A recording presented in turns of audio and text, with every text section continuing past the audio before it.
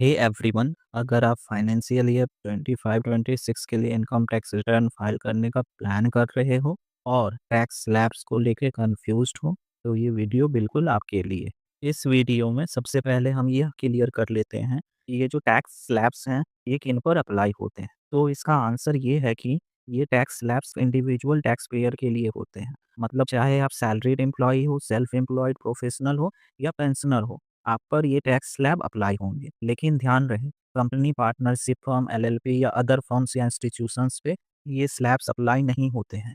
उसके लिए income tax act में अलग से टैक्स रेट दिए गए हैं। मूविंग फर्दर, अब बात करते हैं ओल्ड टैक्स रिजाइम की। ओल्ड टैक्स रिजाइम में एज बेस्ड स्ट्रक्चर फॉलो होता है। जैसे जैसे एज बढ़ती है, वैसे वैसे मेडिकल एक्सपेंस और डिपेंडेंसी बढ़ती है। इसके लिए गवर्नमेंट ने ओल्ड टैक्स रिजाइम में टैक्स पेयर को एज के बेसिस पे 3 कैटेगरीज में डिवाइड किया है। नॉर्मल टैक्स पेयर, ये वो होते हैं जिनकी एज 60 ईयर्स से कम होती है।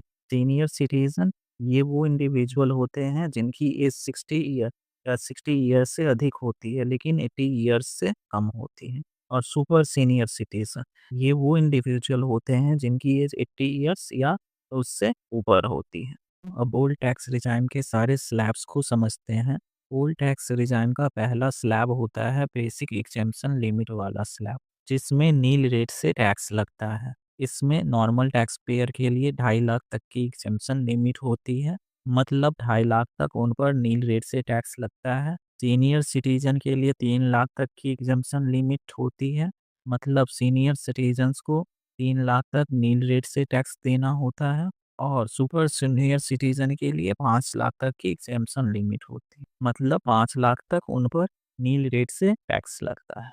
इसके बाद आता है सेकेंड स्लैब, जिसमें 5% की रेट से टैक्स लगता है। नॉर्मल टैक्स पेयर के लिए ये स्लैब 2.5 लाख से 5 लाख के इनकम के बीच का होता है, जिसमें 5% की रेट से टैक्स लगता है। सीनियर सिटीजन के लिए ये स्लैब 3 से 5 लाख के बीच के इनकम के लिए होता है, जिसमें 5% के रेट से टैक्स लगता है। सुपर सिटीजन के केस में 5 लाख तक ऑलरेडी एग्जेम्पशन होती है, इसलिए उन पर ये 5% वाला स्लैब अप्लाई नहीं होता है। उसके बाद आता है 20% का स्लैब, जो 5 लाख से 10 लाख की इनकम पर लगता है।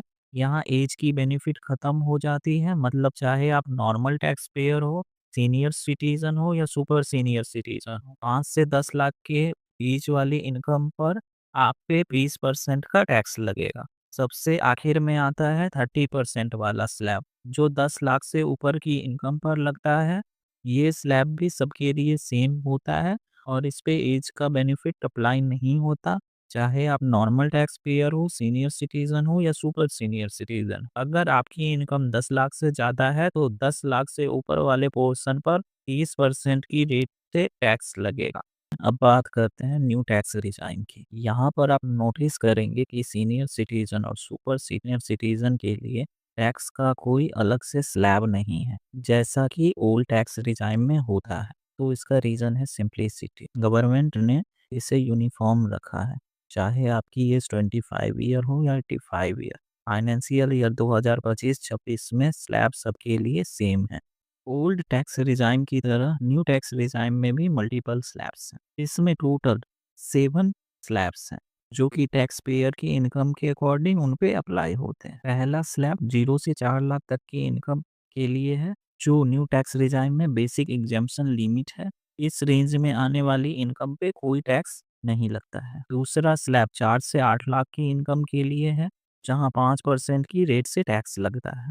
तीसरा स्लैब 8 से 12 लाख की इनकम के लिए है, जिस पे 10% की रेट से टैक्स लगता है। चौथा स्लैब 12 लाख से 16 लाख की इनकम के लिए है, जहां 15% की रेट से टैक्स लगता है। पांचवा स्लैब 16 से 20 लाख की इनकम के लिए है, जिस पे 20% की रेट से टैक्स लगता है। छठा स्लैब 20 लाख से 24 लाख की इनकम के लिए है, जिस पे 25% की रेट से टैक्स लगता है। और आखिरी और सातवां स्लैब 24 लाख से ऊपर वाली इनकम के लिए दिया गया है, जिस पे 30% का हाईएस्ट टैक्स रेट